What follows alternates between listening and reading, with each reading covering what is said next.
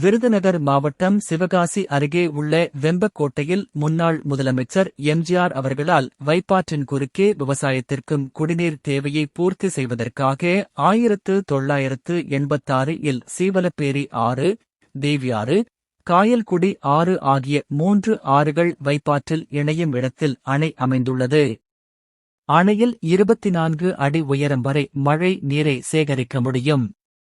மேலும் இதுகுறித்து நீர்வளத்துறை உதவி பொறியாளர் கண்ணன் கூறியது, அணையில் இருந்து இடது கால்வாய் வலது கால்வாய் மூலம் வெம்பக்கோட்டை, சூரார்பட்டி, கோட்டைப்பட்டி, கரிசல்குளம், சல்வார்பட்டி, பழந்தால், கண்மாய், சூரங்குடி, விஜயகரிசல் குளம் உட்பட 20க்கும் மேற்பட்ட கிராமங்களில் 3300 ஹெக்டர் பாசன வசதி உடையது.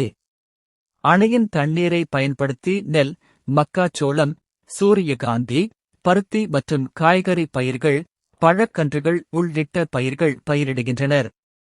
மேலும் அணையில் இருந்து உபரி நீரை சிவகாசி மாநகராட்சிக்கு தினமும் 10 லட்சம் லிட்டர் குடிநீர் கொண்டு செல்லப்பட்டு முக்கிய குடிநீர் ஆதாரமாகவும் விளங்குகிறது.